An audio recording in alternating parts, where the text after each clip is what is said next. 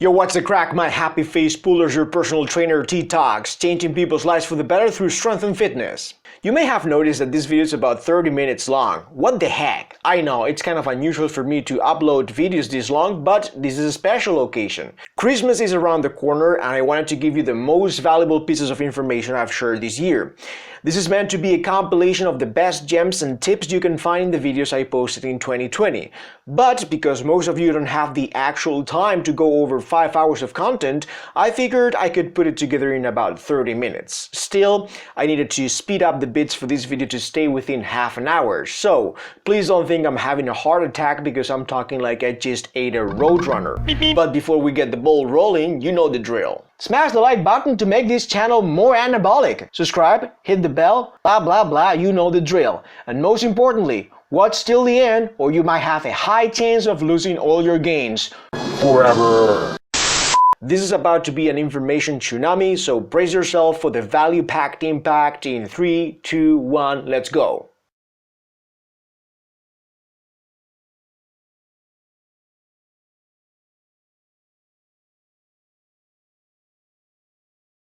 Generally speaking, I would advise the vast majority of the population against the excessive use of machines when it comes to training. If you only want to goof around in the gym, take selfies with your mates, and show off your pump on social media, that's a completely different story. But if you expect to see improvements on your physique and fitness, I would advise against a protocol that heavily relies on machines. Conversely, I would only recommend using machines in the second half of your training session after your work with external weights is done. If you feel weak and unhealthy because you haven't been taking care of yourself for the most part of your life and you finally want to make a change for the better, you should be getting onto a novice training program mostly based on multi-joint movements using both calisthenics and external weights. If this is you, your first step in your journey should be to reconnect with your body and learn basic movement patterns. That's it. And for that purpose, machines are not the best way to go about it. Common deficiencies that you might have to address at the start are exercises that originate at the hip, movements that require a heavy activation of the glutes, overhead motions, poor engagement of the core, lack of unilateral stability in the sagittal plane, inability to breathe correctly as fatigue accumulates, performing explosive movements, you name it. A program mostly based on multi-joint exercises where you have to either move external objects or your own body weight will address all these deficiencies from day one. Sure, you'll have your "this is so freaking hard" moment, but you will improve your fitness at last. Machines, on the other hand, do a pretty good job at masking people's shortcomings, so noobs in the gym feel better about themselves during training. However, the reality is that you will not make substantial progress in aspects of your fitness that will be applicable to the real world, meaning in situations where you actually have to move your body in space and handle external objects without the assistance of a machine guiding you through a line of action.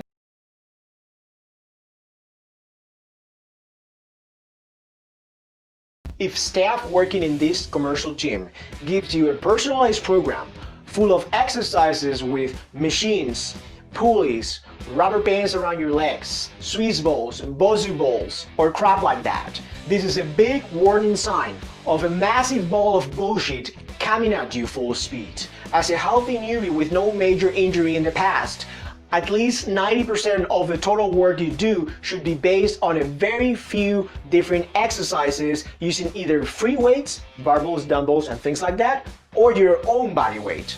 That's it. A trainer's job should be to assess your current level of fitness, and based on that feedback, he or she would develop a program using a variation or an easier regression of the following exercises: pull-ups, rows,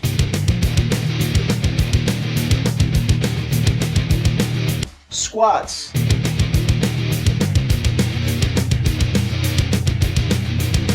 deadlifts,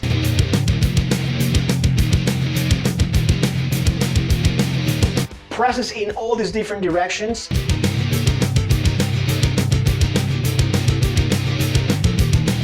and movements that are specific to your hips, either in flexion or extension. These exercises I just mentioned are the bricks you need to build your foundation. After a while, once you've gained some confidence in your physical capabilities, you can throw in some extra stuff like unilateral leg exercises, core specific work, carrying heavy weights, or simply doing more complex stuff that in actuality is a combination of these movements I just mentioned.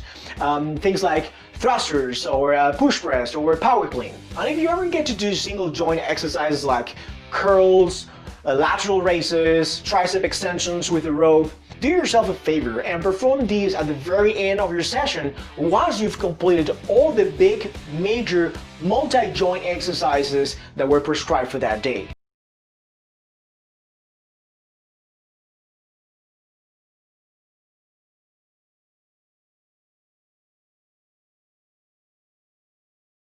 You can definitely overload multi-joint exercises that put special emphasis on a particular muscle group. Let's say that you have 2 push days for your upper body in your current mesocycle, but one day is more geared towards shoulders, whereas the other is more chest focused.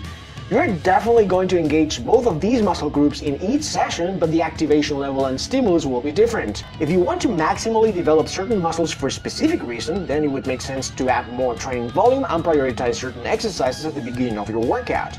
So the takeaway of this video is that bro splits don't actually exist. It's impossible to train certain muscle groups without the contribution of others. There is no chest day without shoulders and triceps. There is no shoulder day without your chest and triceps.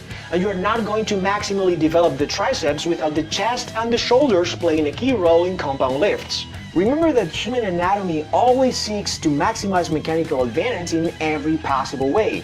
That means multiple muscle groups working together. You overload movement patterns, not just muscles in isolation. If your goal is to maximize hypertrophy, bro splits are not the most optimal way to achieve your goal. Training muscle groups between 2 to 4 times per week seems to produce better muscle building results. And finally, bro splits are not the best option for people who truly strive to improve their performance in a given sport.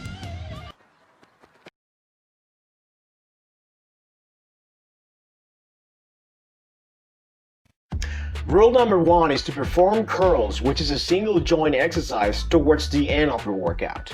As I mentioned before, you are much better off spending the majority of your time and energy doing multi-joint exercises. The 3 clear advantages these type of exercises have over, let's say, curls is that, first, they recruit more muscle fibers across much larger areas of your body, so the level of muscle breakdown that occurs is going to be more severe. This is exactly what you want if your goal is to get bigger and stronger. 2. Because you're using more muscles, you are going to be able to use much heavier weights. That's why you can do curls with the same load as squats or deadlifts. Following this, heavier resistance is going to allow you to create a much greater mechanical tension, which is one of the 3 pathways to hypertrophic gains. And third, heavy multi-joint exercises like pull-ups, rows, squats, bench press, or deadlifts are going to produce a hormonal response in your body that is more conducive to muscle synthesis in the following days, provided optimal nutrition, hydration, and recovery is in place. But then you might be asking yourself this: if compound lifts are so much better than single joint exercises, why would I ever do them in the first place?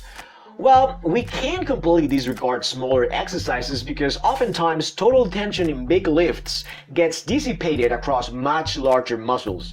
What's more, some muscle groups tend to take over in specific movements. 2 good examples of this happening would be the upper back complex and especially the latissimus dorsi during pull-ups, or your upper body and especially the pectoralis major during the bench press. Biceps and triceps get good stimulation during these 2 lifts for sure, but not to the extent to which maximum muscle growth can occur. For these reasons, it would be wise to include single joint exercises to ensure that we target areas more specifically and thus avoid weak points. However, let me make this very clear: this should be a non-issue for novice lifters. Their goal should be to get stronger overall. But as you go along in your journey and you develop a strength base, you should address your individual lagging areas with accessory and smaller exercises.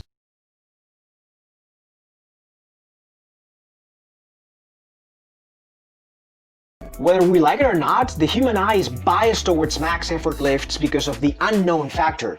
We don't know if the lifter is going to make it. Let's not forget that the whole goal of the AI is just to keep you engaged on the platform for as long as possible. As a result, the algorithm is going to put in front of you content that has proven to be successful in the past, content that you've engaged with.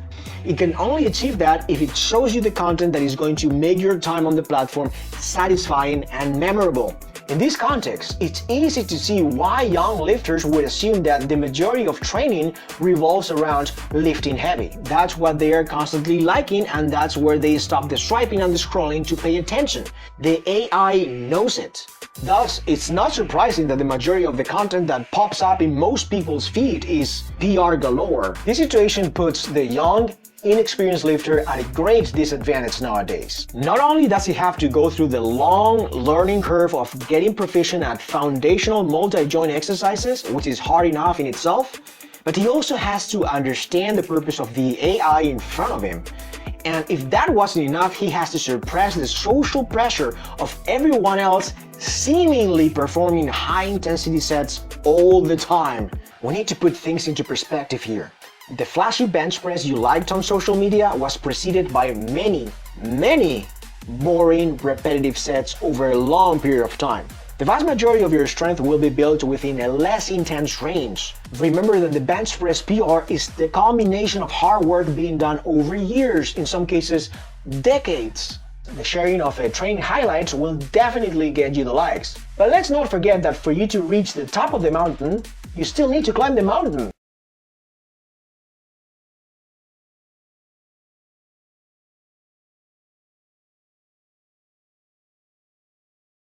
All you need is a mindset reset, because if you truly want to transform your physique and get jacked and strong, you need to stop half-assing your workouts. Yes, that's right. People's understanding of hard needs to be redefined to a much higher standard. This is the most common limiting factor in gyms across the entire world. People don't push their sets deep into that tunnel vision moment where it's only them against the weight. And I'm not saying that you should push every set of every exercise to the absolute limit, that's equally as bad. But what I'm saying is that sometimes you have to discover new places in your head you didn't know about. That place where there was no way you could have completed another repetition. State where you can tap into a visceral, animalistic, brutal energy that powers you through the goddamn set to get the job done. That's what I'm talking about.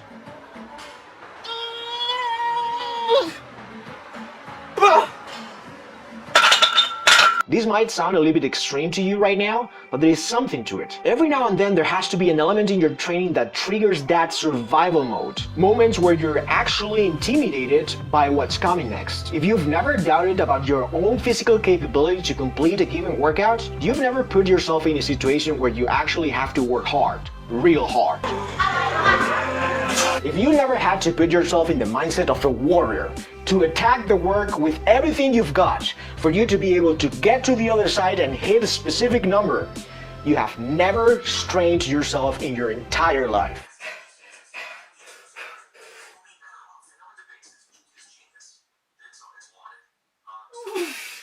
And the problem is that the vast majority of people going to the gym cannot even relate to what I'm talking about. They simply don't understand that for the body to change, you need to impose a high level of stress on a regular basis for the adaptation to take place. What do you think is going to be easier for your body? To stay the same as it is right now, or undergoing a process where your muscle fibers get bigger, your bones denser, and your joints and ligaments more resilient?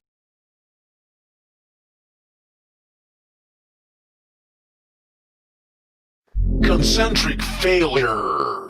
This is another conceptual landmark to help us understand the next destination within the fatigue continuum. Once the athlete gets past technical proficiency, the individual has to continue to complete work in a fatigue state. This is neither good or bad. It all depends on what the goal is. For example, if the athlete is going through a phase where hypertrophic adaptations are desirable, aka gaining muscle mass, then it makes sense to train past technical failure and spend time doing work close to concentric failure. So, what does concentric mean? Concentric refers to a muscular contraction where the muscle shortens because the individual is overcoming the resistance. Here, the athlete must produce a force greater than the load for things to get going. Irrespective of where the resistance comes from, either an external object or your own body weight, the trainee has to exceed that resistance to set things into motion. It is commonly accepted in the strength and conditioning world that getting close or occasionally reaching concentric failure is the best way to maximize hypertrophy. But this whole premise brings me to the next question.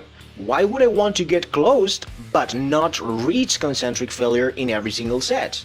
I mean, reaching concentric failure implies a higher level of effort than getting close to it. So, wouldn't that result in more muscle gains?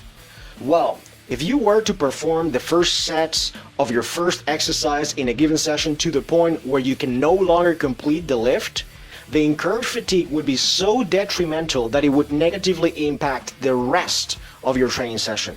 You wouldn't be able to complete as much total work due to the massive fatigue toll of that first set you pushed to concentric failure. The unpracticality of reaching concentric failure all the time leads us to another important concept: repetitions in reserve, RIR. Repetitions in reserve refer to the number of reps that you could have completed in a given exercise if you had pushed that set to the maximum limit. Without getting too deep into the nitty-gritty of RIR, it is common practice to leave 1 to 4 repetitions in reserve to train more intelligently when the goal is hypertrophy. Pushing the majority of your working sets to 1 to 4 repetitions in reserve ensures that the trainee accumulates sufficient quality volume without incurring an overwhelming level of fatigue that could otherwise impair sustainable progress and recovery. The specific number of reps in reserve will mostly depend on the athlete's training experience, strength level, and where the individual is within the training mesocycle. Both concentric failure and reps in reserve are concepts that are commonly used whenever hypertrophy is the primary goal in the training program. Grindy rep taking forever, there is no way I can complete another one.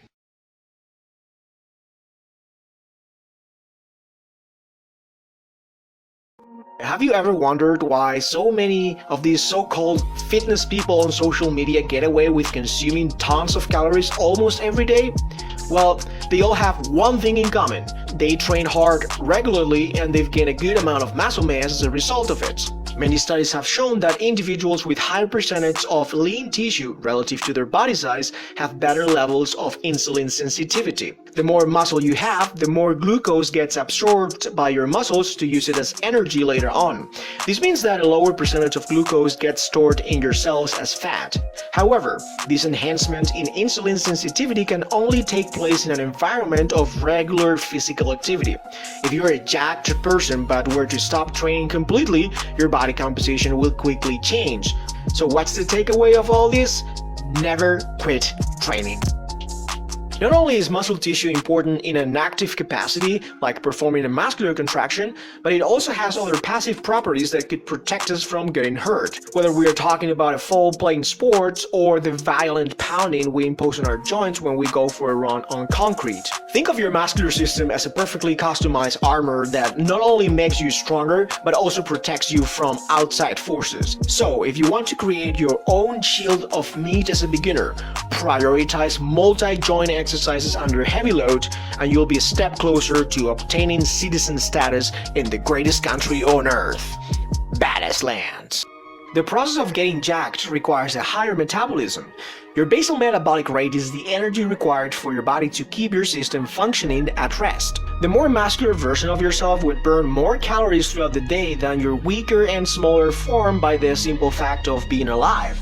And furthermore, if these two individuals were to do the same workout, your jacked version will also burn more calories because your body has to contract larger muscle fibers, which requires more energy. But let's face it, your stronger version would also be able to do a more challenging variant of the same workout due to superior muscle mass, which will result in even higher energy expenditure.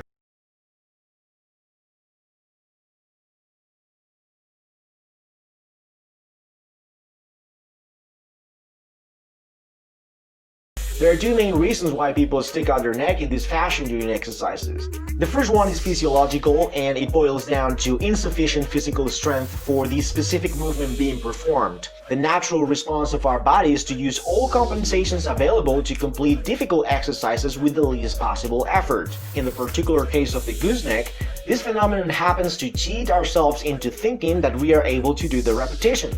Let's not forget that we humans are a species that heavily relies on our sense of vision.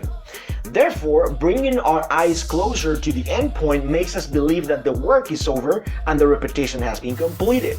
And the easiest way to create this visual illusion is by simply sticking out our neck in this goofy manner. At the end of the day, all you do is to shorten the range of motion of the exercise, thus making the movement easier. Not great if you want to make progress in your training. The correct movement pattern you want to ingrain in your training moving forward is to lead with your chest instead of your neck. This slight change will make a world of difference. You're finally going to reap the full benefit of the exercise because you now make sure that you complete the hardest part of the movement you were previously skipping. The other immediate improvement you'll notice is that you will no longer strain your neck forward multiple times during the workout, something you really want to avoid if you already have pain around your neck and upper back. So, how do you make sure that you lead with your chest when performing exercises? The key here is scapula depression and retraction. In order for you to stick out your chest, you need to retract the muscles attached to your scapular bones as if you were trying to pin your shoulder blades down and together. This cue I'm giving you here is, in my opinion, one of the most valuable lessons you can learn as a beginner. Not only will scapular strength or lack thereof have a significant impact on your performance during training, but strong scapular muscles will also greatly improve your posture and the structural integrity of your upper back and neck.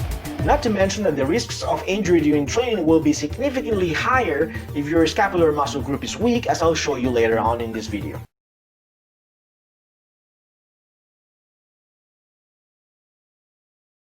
I've noticed that in the sport of CrossFit, the dip exercise is almost always performed on gymnastic rings, which is a reality that could frustrate many beginner athletes as this apparatus requires a ton of stabilization skill. Please don't get me wrong here, dips on gymnastic rings are a fantastic and challenging exercise I do practice myself from time to time. It heavily targets all the muscles responsible for a push type of movement and you get an insane stretch in your chest. My only issue with gymnastic rings is that they set the entry-level bar too high for beginners. So in your typical CrossFit box, you would normally see coaches offer a regression whereby you loop a resistance band around the rings to reduce the load, in this case your own body weight. The problem with this regression is that you're still not addressing the main obstacle here, the elephant in the room, stabilization. Let's break down what's happening here real quick. Your typical beginner trainee presents two major deficiencies. Number one, lack of specific strength. In other words, the inability to produce enough force in a dip position. And number two, lack of upper body stabilization. That is the inability to sustain a strong muscular contraction over time to create stable base from which to produce that force. Resistance bands will definitely help you with number one, but not with number two. You would never recommend someone who can barely do 5 regular push-ups on the floor to loop a resistance band around his waist to complete push-ups on top of 3 Swiss balls. That'd be ridiculous. You would probably have him do incline push-ups or knee-assisted push-ups. Notice that these two regressions are performed on solid surfaces. The demand for stabilization only relates to the athlete's ability to move his body efficiently across space, not because he has to deal with an external factor like unstable points of contact. The same principle should be applied to the dip exercise for beginners to make faster progress, and that's the reason why you would want to have parallel bars in your CrossFit box. I'm not saying that the band regression is bad, it's not. All I'm saying is that a more stable alternative would allow trainees to accumulate more training volume in a shorter period of time. And that's exactly what you want for them to develop a strength foundation in this particular exercise.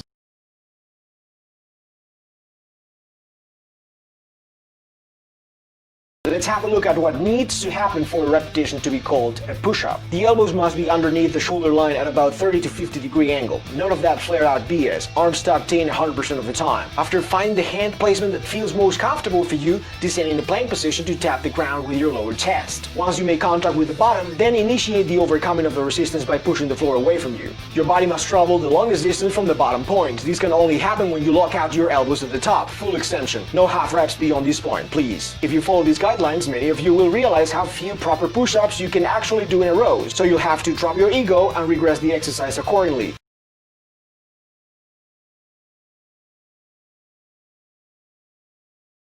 The percentage of time allocation to your genetic strength developers keeps getting smaller. Perhaps you only spend around 50% of your time making progress on your inverted rows, push-ups, and the overhead press. But they still amount to half of your work. Bear that in mind. Keep doing the basics plus scapular and negative pull-ups. Apply progressive overload to this small basket of exercises and that's it. It's simple, but it's not easy to stick to it for a long period of time.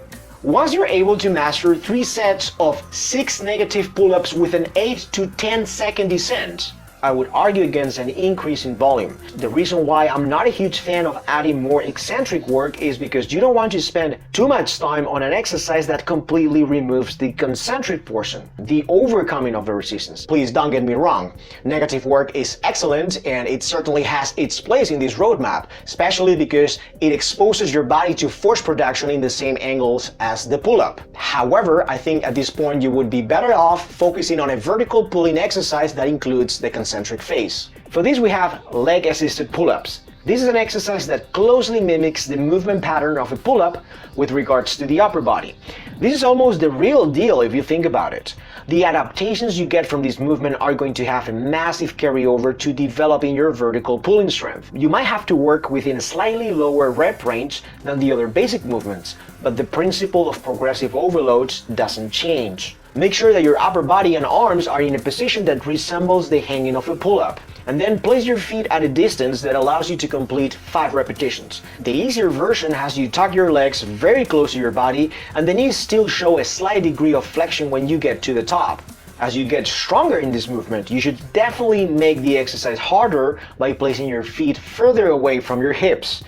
This more difficult variant will force you to only have your heels as your contact point at the bottom and your legs will be almost completely extended at the top. By adjusting your feet, you're essentially reducing the assistance you get from your legs. If you manage to complete 5 repetitions here, congratulations! You have likely developed the required upper body strength for you to complete your first strict, full range of motion pull-up. Go ahead and test it.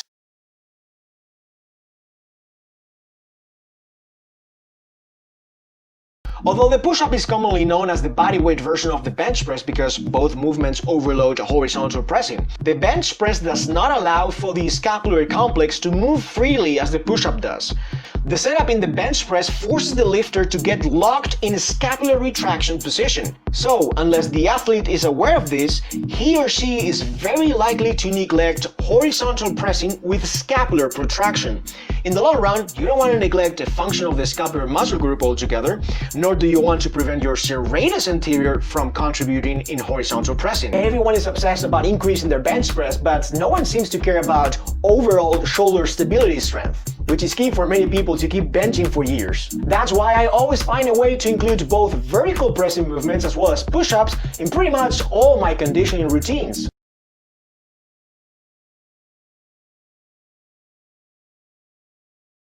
The third reason is that the calisthenics community as a whole is not pushing this movement enough. Some channels are trying, of course, but there seems to be no real appetite on information around horizontal pulling. This lack of interest in bodyweight rows is not exclusive to YouTube. The same thing happens on Instagram. Even to this day, it's very unusual to see people doing inverted rows in calisthenics parks. This is because of the unfounded misconception that inverted rows are a mere regression of a pull-up, when in reality, bodyweight rows should have a category of its own due to its unique characteristics. We are looking at an exercise that overloads a pull movement in a horizontal direction as opposed to a vertical one. Alright, that's great, but why should I listen to you? I mean, you only have like a few hundred subscribers here on YouTube. You're a no one. Fair point. If you need someone with more street cred on the topic, listen to what Sven from Calisthenic Movements recently posted on Instagram. Quote, "They see me rowing, they hate him. For the last 2 months, I couldn't do any pull-ups due to injury. Rows and front lever holds, on the other hand, didn't cause any pain. Today I did my first pull-up training after these 2 months. I am pain-free and perform even better than before. I think this result is really interesting and shows that pull-ups are not the holy grail of calisthenics. Rows are as good, if not even better." That's heresy. If you've got problems with overhead to pull movements, don't worry too much about losing your strength and precious back gains and focus on rows and shoulder health. End of quote. Alright, peeps of the interweb, I really hope you found value in today's video. If you learned something new, I would really appreciate if you could drop me a like, subscribe to the channel, and click on the bell to get notified when I release new content. I'm out of here. In the meantime, stay fit, stay strong, give me a thumbs up, and subscribe to the channel for more gains.